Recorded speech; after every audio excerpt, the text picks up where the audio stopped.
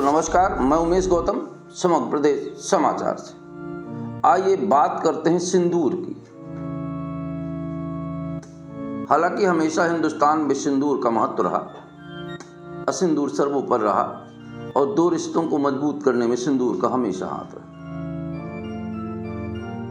लेकिन सिंदूर चर्चा में तब आया जब ऑपरेशन सिंदूर के बाद ऑपरेशन सिंदूर की बात होने लगी। अब सिंदूर एक अभियान हो गया। भारतीय जनता पार्टी के मुखिया ने कहा कि अब 9 तारीख से जून से घर घर सिंदूर पहुंचाया जाएगा। बात यहां से उठी कि घर घर सिंदूर पहुंचाया जाएगा और भारतीय जनता पार्टी के सांसद, उनके नेता 15-15 किलोमीटर पैदल चलकर घर घर सिंदूर बांटेंगे। जब बात चली है तो बात तो उठेगी। सिंदूर का संबंध सनातन से है और धर्म से भी। ऐसी कोई पूजा पाठ नहीं होती जिसमें सिंदूर का इस्तेमाल ना किया जाता। पर यहाँ पूजा पाठ की बात नहीं है, बात सिंदूर की है। तो इस सिंदूर के बारे में कुछ कहानियां भी हम आपको सुनाना चाहते हैं जो धर्म ग्रंथों में है। अब इनकी पूरी तरह से सत्यता की गारंटी तो मैं नहीं लेता, पर जो मैंने सुना है वो मुझे पता है। कई तरह से कई ग्रंथों में कहानी है। एक कहानी है कि जब लंका विजय करके भगवान राम वापस आ रहे थे तो सुग्रीव ने सारी सेना को सम्मान में आभूषण दिए। एक आभूषण हनुमान जी को भी दिया। हनुमान जी ने उसे फोड़ फोड़ के देखने लगे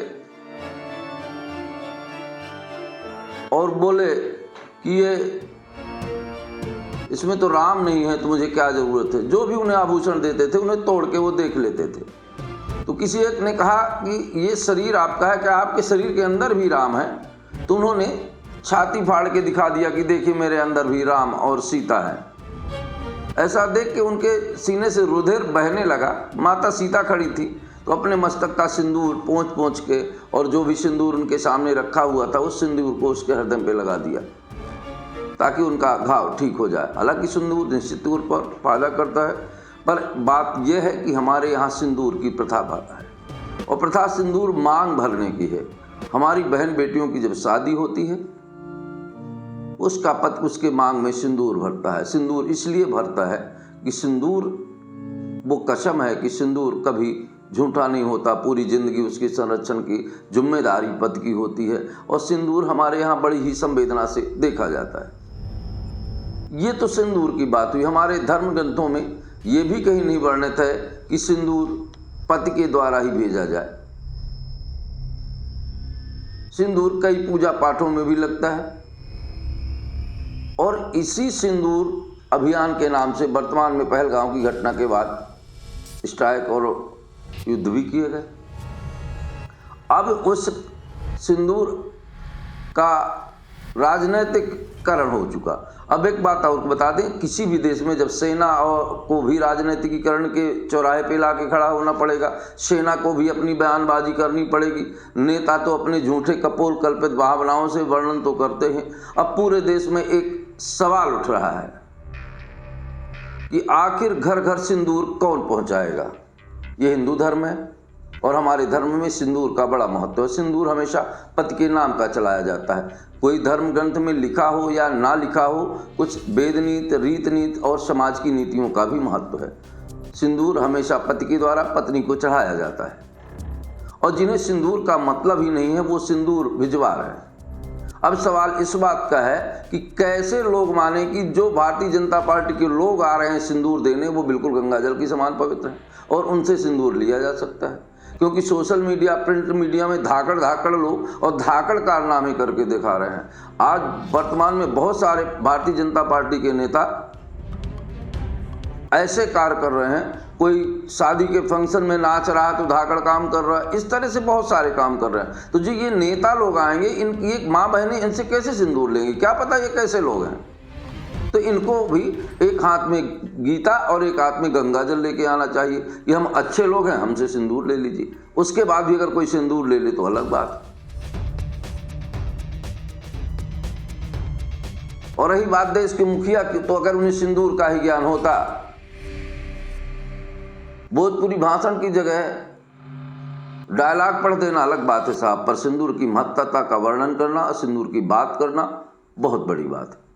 हम आपको बता दें कि पूरे देश की जनता उन आतंकियों के सर मांगती है, सिंदूर नहीं।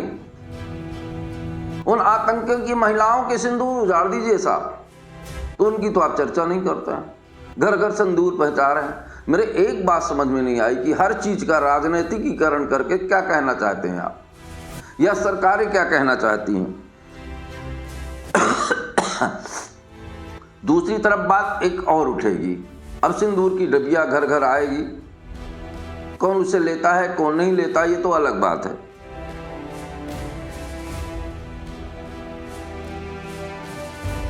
अब जहां भी बैनर पोस्टर आप देखेंगे तो मोदी जी के बैनर पोस्टर लगे हैं, सेना के उन वीरांगनाओं को कहीं पोस्टर नहीं है। पूरी दुनिया में मोदी जी का सेना की वर्दी में तस्वीरें लगी हैं, जो कि संवैधानिक रूप से भी युक्तिसंगत नहीं है। और एक बात बता दें, मोदी जी फोटो के बड़े शौकीन हैं।